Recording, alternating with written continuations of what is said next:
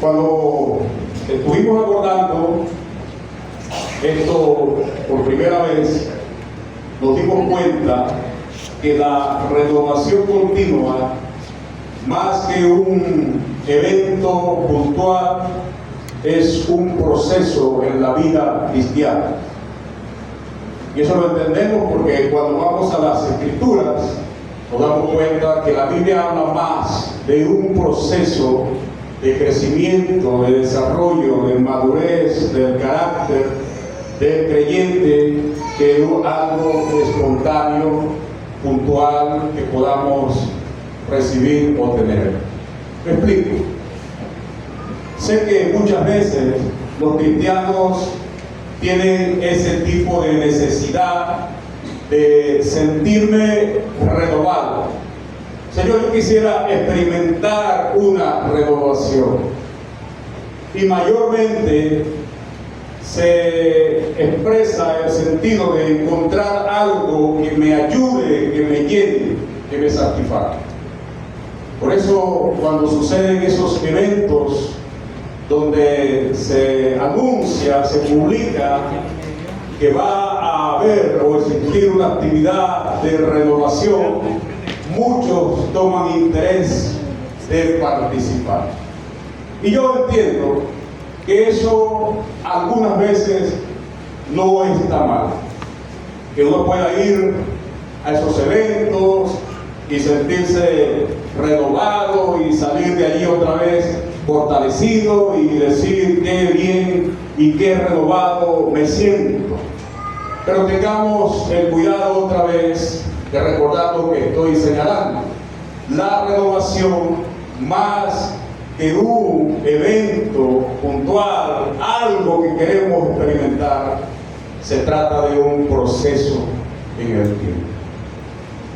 Había alguien que tenía ese deseo, esa necesidad de experimentar ese tipo de renovación y fue a un evento, de esos eventos donde se anuncian viajes espirituales para que las personas salgan renovadas, y se involucró en uno de esos eventos.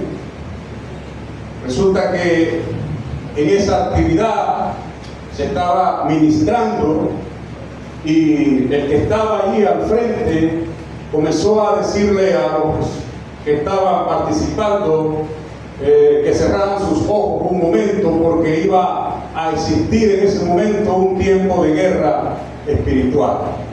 Entonces todo el mundo comenzó a cerrar los ojos y comenzó a clamar en grande voz, y mientras la gente se involucraba, él iba diciendo: ahora necesito que se pongan la armadura de Dios, y todo el mundo estaba en un escenario mental colocándose simbólicamente la armadura de Dios que habla Pablo en el libro de los Efesios.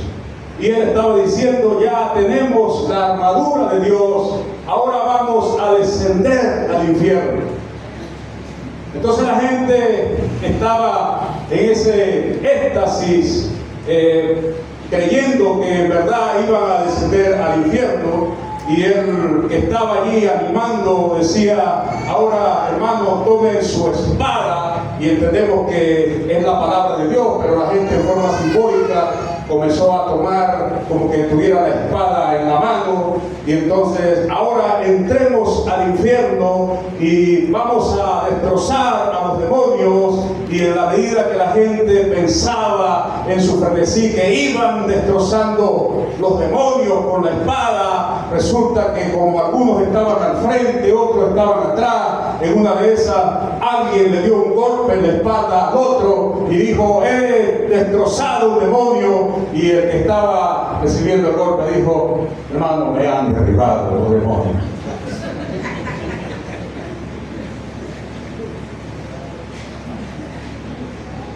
Tengamos cuidado de involucrarnos en ese tipo de cosas que no ayudan mucho. Nosotros necesitamos una renovación continua, porque ciertamente la vida nos reta a algunas circunstancias. bien sea que hemos experimentado un proceso doloroso, de duelo, una pérdida, o hemos enfrentado una situación difícil económica o de salud, y entonces ciertamente nuestra espiritualidad tiende a irse un poco desvaneciéndose. Eso lo entiendo. Y algunos que han estudiado en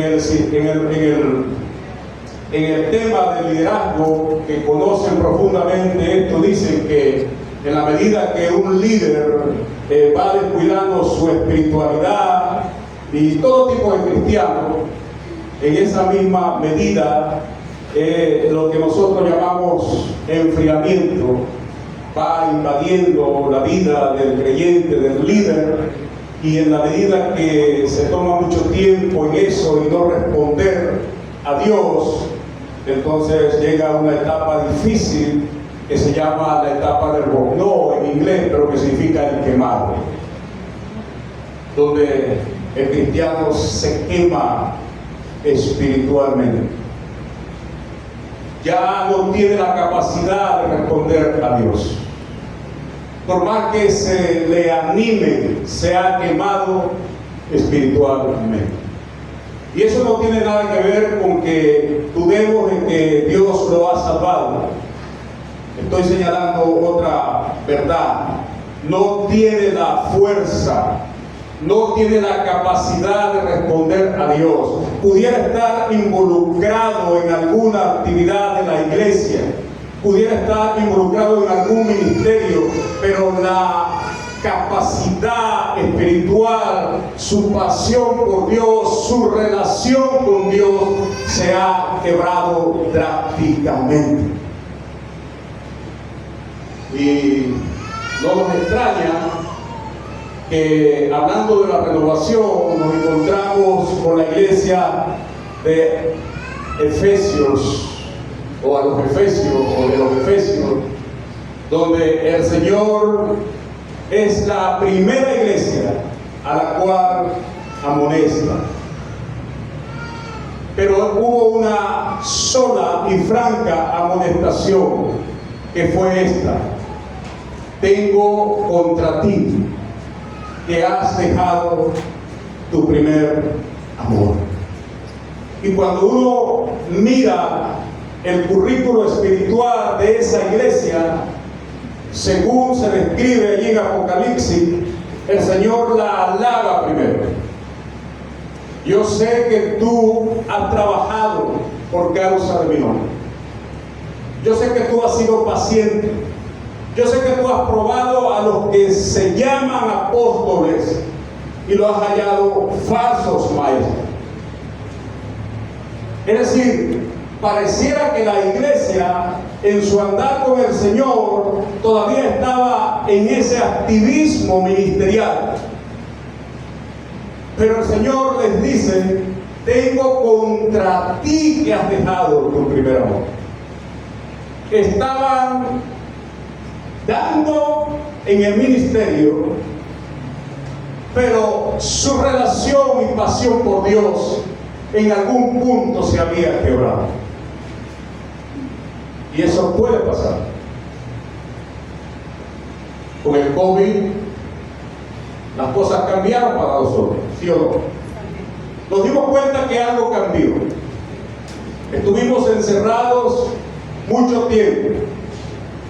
Y allí las redes sociales hicieron su trabajo. Aparecieron con mucha puntualidad y espontaneidad los llamados influencers.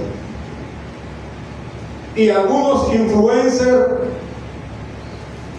parecían predicadores y algunos predicadores parecían influencers. La verdad es que le confieso, tengo un problema con ese término de influencer, porque es lo que significa influencer, un término inglés, el que influye. El que influye. Y puede influir para bien o para mal. Y muchas de esas personas que ustedes ven en las redes sociales, que se llaman influencers, que están vendiendo una idea de principios, no viven bajo esos principios.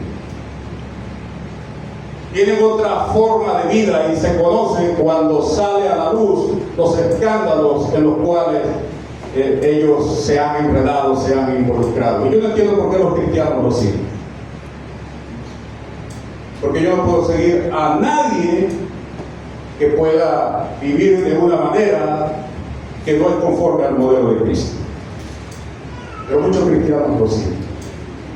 Y surgió ese evangelio romántico en las redes sociales que muchos cristianos en las iglesias han comprado. De frases bonitas, de frases bien elaboradas, que me hacen sentir bien. Pero yo les tengo una pregunta. Si tú estuvieras pasando por una enfermedad contagiosa, ¿qué necesitarías en ese momento? ¿Un acetaminofén o un antibiótico? El evangelio romántico, óyeme, lo que hace es alimentar las emociones. Es como alguien cantó una vez, es cuestión de feeling, es decir, superficialidad, que al momento nos puede hacer sentir bien, pero tenemos que ir más profundo. Necesitamos algo que sea más profundo, que no se quede en las emociones. Si estamos pensando en una verdadera renovación, y esta renovación es espiritual, necesitamos ir más profundo. ¿Estamos de acuerdo? Necesitamos ir más adentro. Eso tiene que ver con transformación del corazón, transformación de la mente, y no solo que algo alimente mi ego y mis emociones en un momento. Y eso es lo que ocurrió también con los cristianos que estaban en la dispersión cuando Pedro escribe su primera carta. Entonces entendemos que la renovación es un proceso continuo, tiene que ir más adentro, y vamos a mirar esta carta para ver qué nos enseña Dios esta mañana. Amén. Que el Espíritu de Dios nos da para ayudarnos en esa renovación continua. Esta primera carta del apóstol Pedro la escribe, ya sabemos, cuando la iglesia estaba pasando por un momento de dificultades. Muchos cristianos, por causa de su fe, tuvieron que huir de donde vivían. Estaban siendo perseguidos. La familia se había dispersado, y en ese escenario es donde Pedro escribe esa carta para alentarlos, para ayudarlos, pues. Y espero que esta mañana el Señor también nos ayude a nosotros. Cuando abordamos el capítulo 2 de esa primera carta de Pedro, a partir del versículo 4, Pedro les hace un llamado a los cristianos, a los oyentes. Les dice, acercándose a Él, es decir, a Cristo. Estoy en 1 de Pedro, capítulo 2, versículo 4. Abra su Biblia y venga allí a la mano. Si no trajo su Biblia, oye, o alguien a su lado puede ayudarle con la lectura. Entonces, Pedro les dice a los hermanos que estaban dispersos por todas partes, en el Asia, siendo perseguidos por su fe, acercándose a Él. ¿A quién? A Cristo. Y Pedro usa aquí una ilustración, una metáfora. Piedra viva. Y yo no entiendo cómo una piedra puede estar viva si una piedra es solo una roca que no tiene vida. Pero es la expresión que Pedro usa, acercándose a él, piedra viva. Y la ilustración señala dos cosas: la roca viva, dos cosas: que Cristo es cimiento sólido y a su vez la fuente de la cual podemos tomar nuestra espiritualidad. Cristo es cimiento sólido para la vida cristiana y Cristo es la fuente que alimenta mi vida y alimenta mi fe. Ese es el sentido que Pedro está tratando de expresarle a los cristianos que estaban siendo perseguidos por su fe. Acérquense a Él. Solo Él es el cimiento sólido, solo Él es la fuente inagotable de la cual ustedes pueden tomar aliento, solo Él es el cimiento de su fe y solo Él es la vida que los hace seguir adelante, quien los sostiene. Por eso es la invitación, porque ellos se estaban alejando de su fe, hermano. Ellos se estaban apartando de su fe, como puede ocurrirle a cualquier creyente que se va deslizando, y ya su cristianismo es un cristianismo sin vida, vacío, sin convicciones. Y les quiero decir que había muchos motivos para los cuales los hermanos, cuando Pedro escribe esta carta, pudieron alejarse del Señor. Una, ya lo he dicho, han perdido sus empleos por causa de su fe. Otra, su familia se ha dispersado. Sus mismos amigos, compañeros, son ahora sus enemigos por causa de su fe.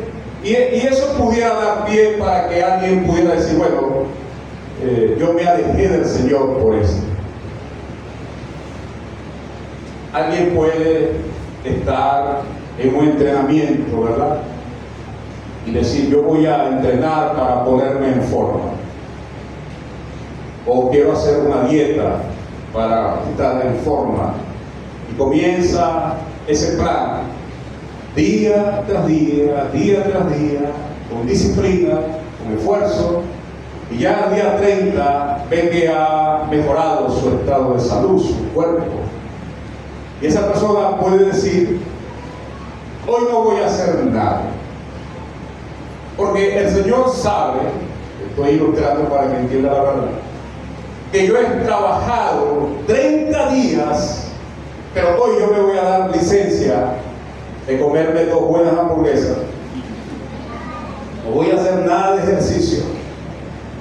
Voy a meterme esa serie de Netflix que tanto he esperado. Y pasa todo el día en un relajamiento.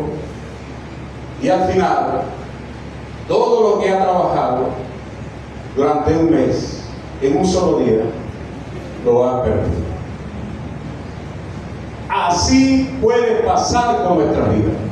Estamos pensando que estoy orando, que estoy clamando al Señor, que todos los días tengo mi devocional con el Señor, que voy a los cultos de mi iglesia el miércoles, que voy el domingo, pero hoy, Señor, después de tanto tiempo, yo necesito un relajamiento. Y comenzamos a desvanecer nuestra espiritualidad.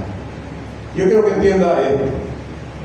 No se trata, oigan bien, los que están aquí en esta iglesia sirviendo, los que son líderes, no estoy hablando de que tú estés activo haciendo una actividad puntual en esta iglesia, no estoy hablando de eso. Estoy hablando de tu espiritualidad delante de Dios. De cómo está tu estado de salud espiritual delante del Señor. Si en eso te has descuidado, si en eso te estás desvaneciendo o ya te has desvanecido y no te has dado cuenta de lo que te está ocurriendo. Y el ministerio sigue siendo una responsabilidad. La obra de Dios hay que atenderla, pero yo no tengo una intimidad profunda con el Señor. Por eso Pedro les recuerda a mis hermanos y mis amigos: acérquense a Él. A Él. Cristo es el que nos sostiene. Y también les dice en el versículo 5 que ellos son como piedras vivas, edificadas como casa espiritual y sacerdocio santo, para ofrecer sacrificios espirituales agradables a Dios por medio de Jesucristo. ¿Cómo es que yo puedo hoy ofrecer sacrificios espirituales? ¿Cómo es que tú hoy puedes ofrecer sacrificios espirituales aceptables al Señor por medio de Jesucristo? ¿Qué significa eso? Bueno, Pedro está usando la ilustración del Antiguo Testamento, donde los sacerdotes iban y ofrecían sacrificios, pero ya usted no puede hacer eso. Si algún día a usted se le ocurre: yo necesito ofrecerle un sacrificio al Señor, Señor, aquí está una vaca, aquí está una oveja, tráigala para acá. Aquí sabremos qué vamos a hacer con eso. Pero esos no son los sacrificios que Pedro está comunicando. Lo que Pedro está señalando es que, hermano, cuando tu vida está bien cimentada sobre Cristo, y cuando tu vida se está nutriendo día a día del Señor, tu vida es una vida que es agradable a los ojos de Dios. De eso es lo que estamos tratando de abordar. Que la renovación continua me permite mantener intimidad, comunión con Dios, y me convierto en un instrumento útil a la obra de Dios. No pierdo de vista a Cristo, porque el desaliento o la falta de espiritualidad que me va llevando progresivamente al enfriamiento, y que si no tengo cuidado traspaso el límite y me quemo, y luego va a costar levantarme. Mientras esté enfocado en Cristo, por más pruebas que tengas, por más dificultades que tengas, tú estás cimentado profundamente, arraigado en la roca, y vas a beber continuamente del Señor. Ahora nótese, en el verso 6, Pedro dice: por lo cual también contiene la Escritura, he aquí pongo en Sion la principal piedra del ángulo. Note esa expresión allí en su Biblia: escogida y preciosa. Dios llama a Cristo la piedra escogida y preciosa, y el que creyere en Él no será avergonzado, no será defraudado. Por eso, cuando abordamos ese verso 6, inmediatamente aterrizas en algo que es lógico. Versículo 7. Para ustedes ¿quiénes? Los que creen. Mi amigo, mi amiga, si estás entre nosotros y no has conocido al Señor Jesús, te digo que hoy es el día de salvación para ti. Cree en Jesús y serás salvo.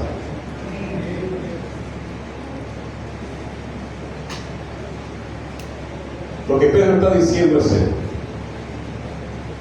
Cristo es de alto valor, o el más alto valor, donde Dios ha puesto su mirada. Cristo. El hombre fue hecho a imagen de ¿quién? Ayúdame. De Dios.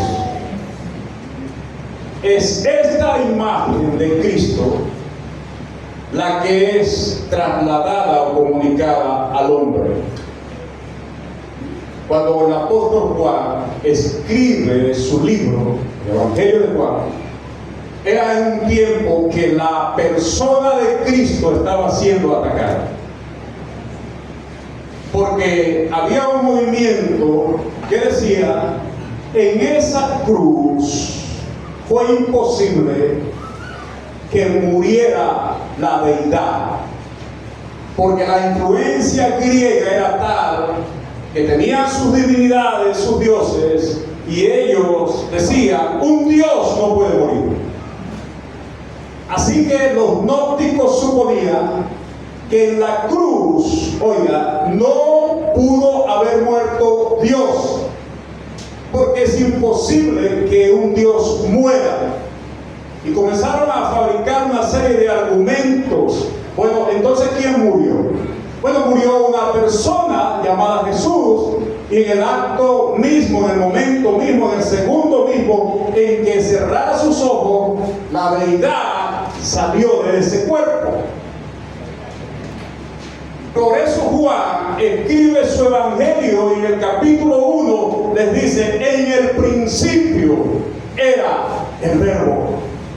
Porque el verbo existía mucho antes, óyeme bien, esto no es herejía, el verbo existía mucho antes en que el verbo se convirtiera en la persona de Jesús. ¿Está entendiendo el punto? Jesús es Dios y Dios es Jesús. Pero antes que asumiera esa identidad, Jesús era el verbo eterno. Cristo, el Hijo del Dios eterno.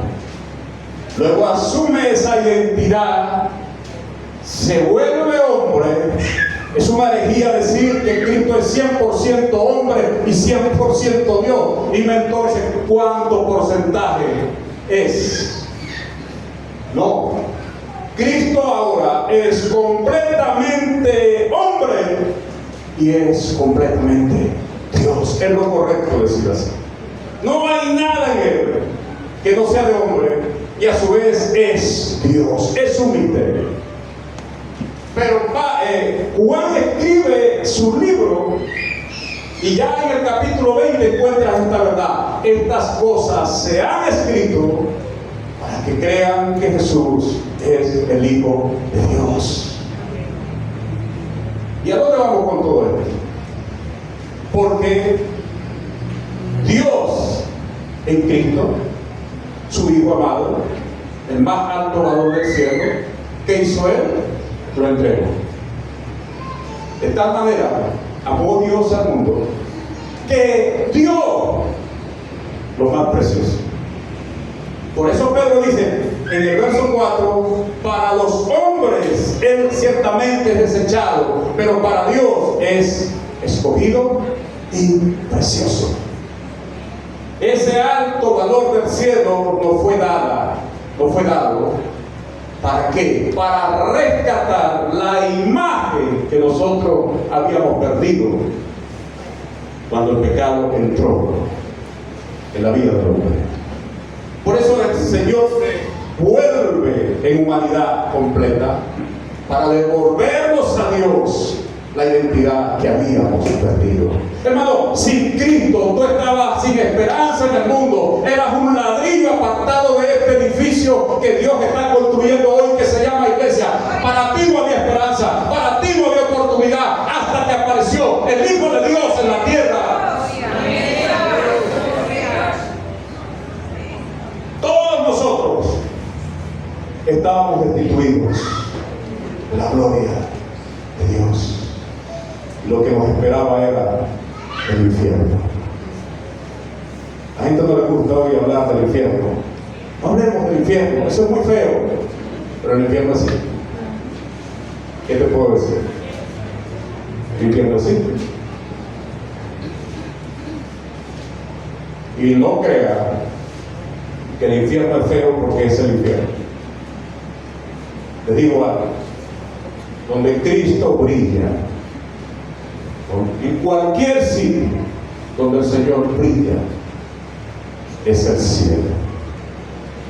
Y si el Señor un día decide trasladar su trono de gloria al infierno, el infierno se constituye en el cielo y el cielo en el infierno, porque Él es Dios. Y donde quiera que Él está, es paz, es luz, es bendición, es seguridad, es vida eterna. Así que usted no se va a ir al cielo porque el cielo es bonito, o porque tiene lucecitas, o porque es azul. El cielo es el cielo, porque Cristo es Señor del cielo. Amén.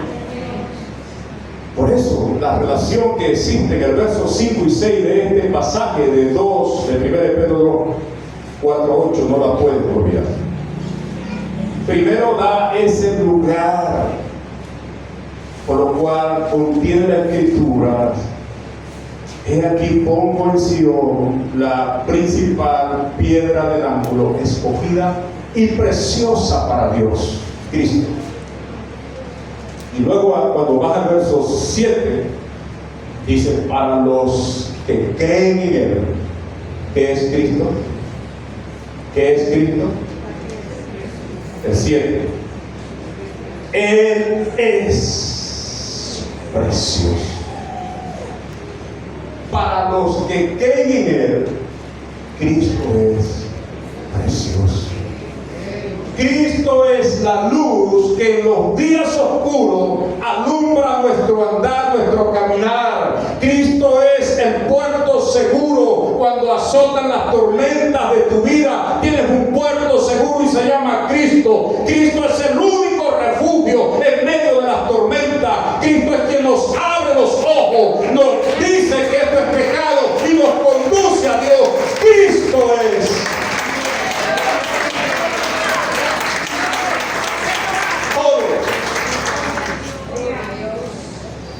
Pero este es el problema. Me temo que muchos de ustedes han perdido de vista la belleza de Cristo.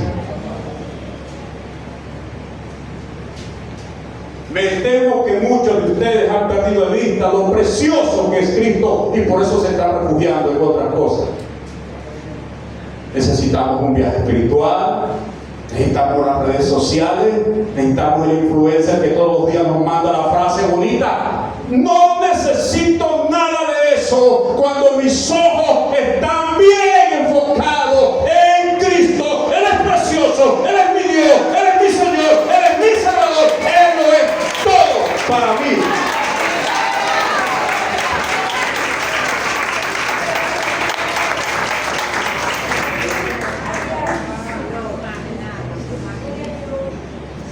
Por eso dice, el que cree en Él no será defraudado. A su nombre. Y mantiene sus ojos en esta joya preciosa, el más alto valor, jamás será defraudado. Ahora quiero que se siente bien. Asegúrense que su silla tiene 4 patitas. ¿La tiene? Ok, oiga. Cristo es y debe ser para ti, si eres cristiano, la joya más valiosa y la más inestimable. Es decir, no tiene valor incomparable si eres cristiano. Pero si no lo eres, hoy debes asegurarte de salir de este lugar creyendo en Jesucristo como el Señor de tu vida. Y esto es por esto. Óigame, vea para acá. Naciste y Dios te ha dado muchas cosas, pero todas esas cosas las vas a perder.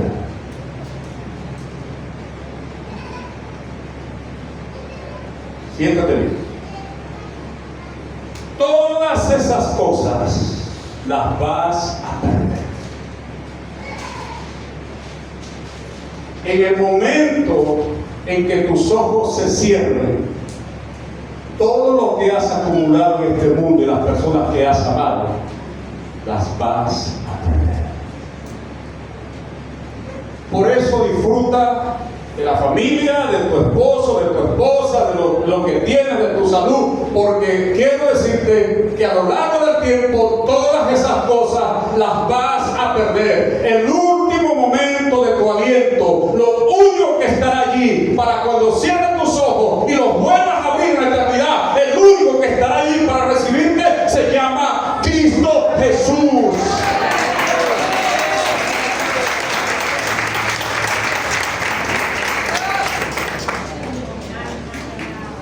Bendito sea su nombre. Usted me dice, pastor, te está haciendo muy radical hoy. Ok, voy a ser más suave. Ciertamente, muchos de los que tú conoces hoy aquí y creen en el Señor, lo vas a encontrar de aquel lado. Amén. Pero todo lo demás se quedará aquí. Todo lo que has acumulado se quedará aquí. Y solo Cristo. Y solo Cristo estará allí para ti. Por eso es que en la arena del circo romano, ¿cómo es que alguien podía estar cantando mientras su cuerpo era bañado de brea y luego le prendían fuego? Explícame eso. ¿Cómo es que alguien que está en el más intenso sufrimiento, su cuerpo está siendo quemado vivo, en ese momento estaba cantando alabanzas al Señor? Explícame eso. ¿Cómo es que ellos podían reunirse allí en medio de esa arena, arrodillados, se abrazaban, se despedían unos de otros y luego con mucha valentía, mientras las jaulas de los tigres, de los leones, de los leopardos se abrían y venían hacia ellos, muchos de ellos se paraban firmes y les decían a la fiera: venga, venga, venga, devoren este cuerpo, porque después que esto termine, yo veré a mi Señor y veré a mi Salvador. Bendito sea el nombre de Cristo. Pedro le está haciendo un llamado a los cristianos. No es para allá, no es hacia el mundo. No pierdan sus convicciones, no pierdan su esperanza. Cristo es todo para ustedes, y si ustedes pierden de vista a Cristo, ustedes van a perder todo, irónicamente.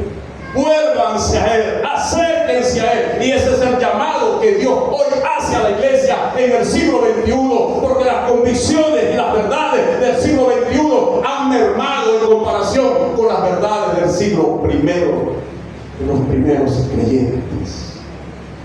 Hermano, estamos invadidos de muchas cosas que nos están haciendo perder de vista la belleza de quien realmente debe ser el mayor valor y regalo para nosotros.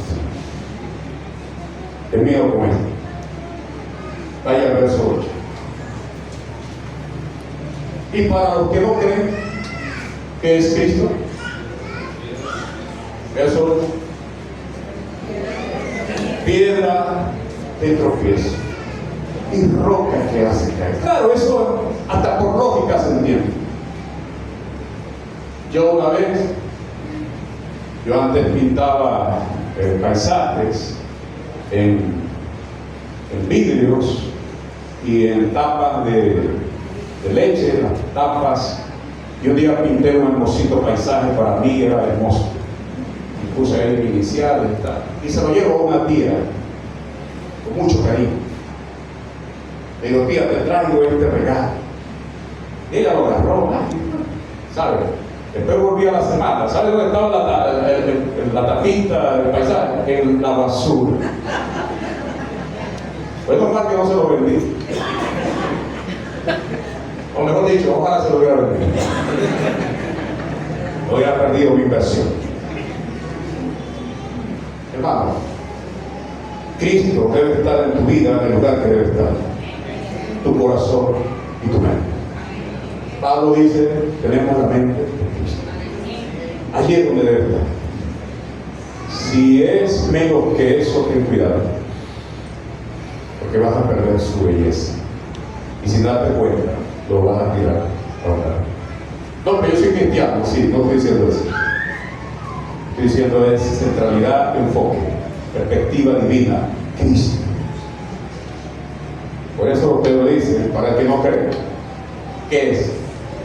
Empiezo, tapológica, roca.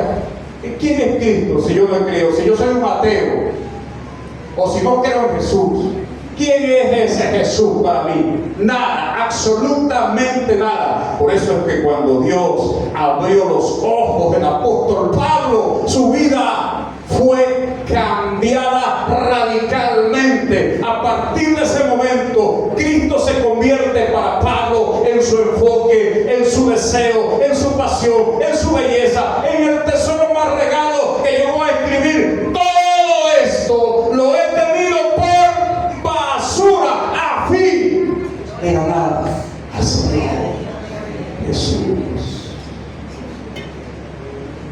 Conclusión. Cuando Dios abre nuestros ojos, podemos ver la belleza de Cristo, pero tengamos cuidado que con el tiempo eso se va diluyendo. Ten cuidado con eso. Mi experiencia ha sido esta. Yo ahora te ayudo en algo, porque las experiencias no sirven para la doctrina, pero nos pueden ayudar. Si yo conscientemente no hago el esfuerzo intencional por acercarme al Señor todos los días de mi vida, yo sé que en algún momento lo voy a perder. Lo voy a perder. No porque yo pueda estar invirtiendo horas haciendo estudios, quizás un taller, qué sé yo, es otra cosa. Y es lo que le sugiero: vuelva al Señor, refúgiate en Él, ten tiempo con Él. Sé que tu agenda puede estar muy apretada, pero no permitas que la belleza de Cristo se diluya en la agenda de tu vida. Es otra cosa. Aférrese a Él, crea en Él, manténgase en Él y siga confiando en su Salvador, en su Señor. Vamos a orar. Oro por los amigos que están aquí.